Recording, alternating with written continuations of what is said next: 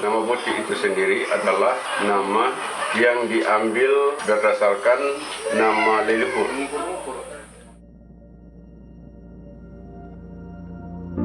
Desa Boti, desa seluas 16.500 hektar yang didominasi oleh perbukitan bertanah kering dan berbatu. Desa yang merupakan rumah bagi sebagian masyarakat suku Dawan.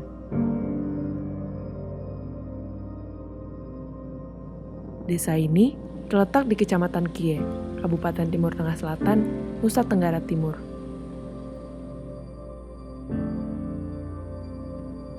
Tiap keluarga yang tinggal di desa ini memiliki kawasan tempat tinggalnya masing-masing, dengan lokasi kawasan satu dengan lainnya yang cukup berjarak. Dalam satu kawasan tempat tinggal, terdapat rumah tinggal yang disebut dengan Ume Menasi, kamar mandi luar yang disebut Keaniu Kakus, ruang yang berfungsi sebagai lumbung yang disebut dengan Ume Kebubu, kandang atau oof untuk tempat tinggal hewan, serta ruang terbuka beratap ilalang atau lopo yang berada di beberapa kawasan tempat tinggal. Dimulai dari pagi hari, di mana aktivitas yang dilakukan masih berada pada lingkup domestik. Rutinitas yang mereka lakukan adalah memasak. Proses memasak dilakukan di dalam Ume Kebubu. Maka dari itu, tak heran apabila terlihat asap keluar dari celah dinding dan atap Ume Kebubu yang terbuat dari ilalang dan daun gewang. Onda na haili morning kan sa time muit ni umlat bobo. Onda wa hai to inti umlat na kana. Hai sai unu asai umlat bobo. Hai fa di hai. Jadi bab tua dia bersaksi bahwa untuk umek bubu ini, untuk mau menikah itu harus punya umek bubu, punya ini kebun, punya ternak, baru bisa menikah. Jadi mereka masih bujang, sukunya umek bubu. Sukunya umek bubu.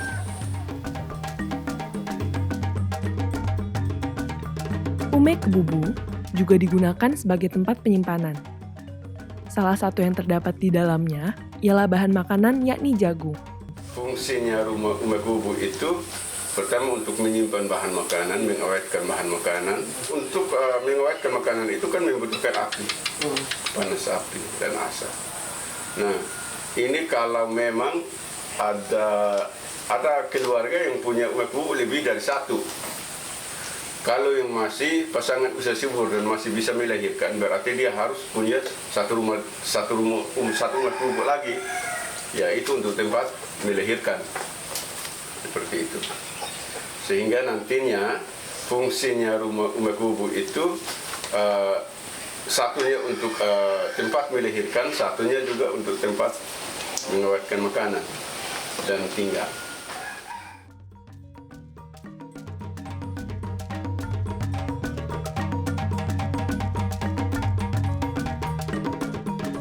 Jagung merupakan tanaman yang cocok untuk tumbuh di tanah desa Boti yang kering dan berbatu. Sehingga, jagung menjadi salah satu komoditas utama dan pemenuh kebutuhan pangan masyarakat Boti.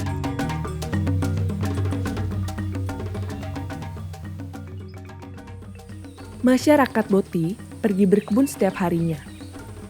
Perkebunan jagung menjadi titik bagi masyarakat desa untuk saling bertemu satu sama lain.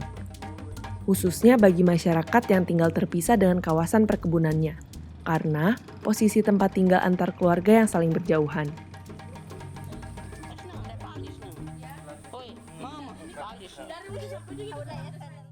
Ini namanya linggis. Linggis ini kita pakai galing begini, dan untuk kita tanam kayu atau kita mau pagar, tetap kita pakai linggis. Nah, begini. Balik tanah, linggis ini dia fungsinya begitu.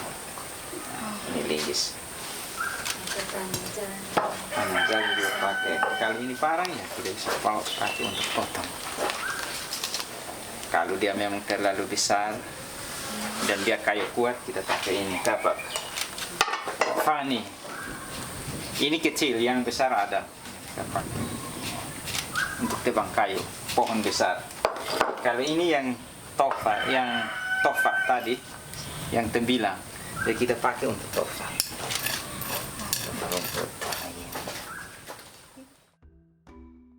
Nah, proses penanaman itu kan pertama itu persiapkan linggis, benih yang dipersiapkan untuk tanam seperti itu. Dan proses selanjutnya ketika jagung mungkin sudah umur 2-3 minggu itu kita harus mulai pembersihan. Seperti yang di sini, umurnya 2-3 minggu sudah dibersihkan. Nah, sudah bersihkan mungkin butuh waktu 1 atau 2 minggu untuk kita pemupukan. Nah, pemupukan habis, kita menunggu. Kalau memang masih ada pembersihannya belum kita lihat masih ada rumput, kita bersihkan lagi, pembersihan ulang supaya kan proses kesuburan jagung itu dia berjalan secara maksimal seperti itu. Dan kita akan menunggu sampai 2-3 bulan kita panen. Nah, kalau panen itu kan kita pasti ada upacara. Nah, upacara itu kita harus berdoa. Kita masuk kebun, kita berdoa, dan kita siapkan kita panen itu kita dibawa ke gereja, tersimpannya ke gereja. Sesudah itu baru kita upacara. Upacara itu kita berdoa bersama, undang tetangga di sini, kita berdoa, kita makan bersama seperti itu.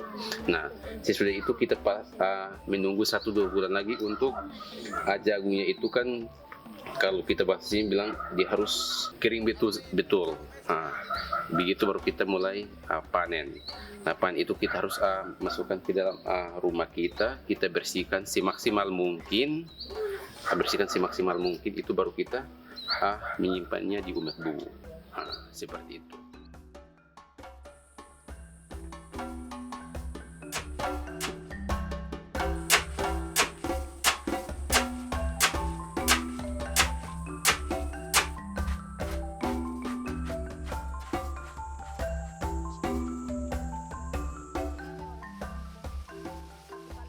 Selain jagung, masyarakat Boti juga memanen jamur putih yang tumbuh di batang pepohonan di perkebunan. Tak hanya orang dewasa, anak-anak pun dapat melakukan kegiatan ini.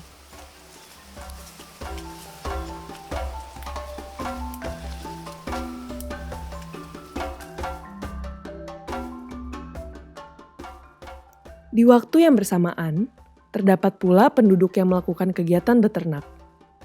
Hewan ternak bertinggal di wilayah sang pemilik. Ada pemilik hewan yang membiarkan hewan peliharaannya bergerak bebas, namun ada pula yang memeliharanya di dalam ooh. Jenis hewan ternak yang mereka pelihara yaitu sapi, kambing, ayam, serta babi. Mereka memberi asupan kepada hewan ternaknya dengan memetik dedaunan yang ada. Hewan ternak ini pada akhirnya akan diolah dan dikonsumsi oleh masyarakat Boti.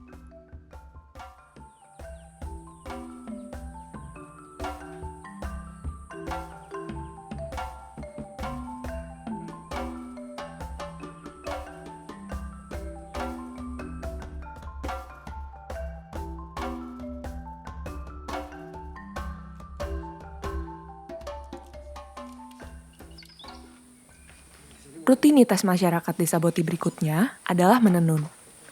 Pelaku utama dari kegiatan ini ialah para wanita, yaitu mama dan anak-anak perempuan. Kemampuan untuk menenun ini juga menjadi salah satu syarat bagi wanita untuk menikah. Pembuatan kain ini memakan proses selama sekitar 1 tahun. Diawali dari memetik kapuk yang berasal dari pohon. Pada bagian ini, biasanya pria juga ikut membantu. Setelah kapuk dipetik, hal yang dilakukan selanjutnya adalah mengolah kapuk agar bisa menjadi benang. Selanjutnya, benang ini diolah sehingga akhirnya bisa menjadi kain dan dapat digunakan.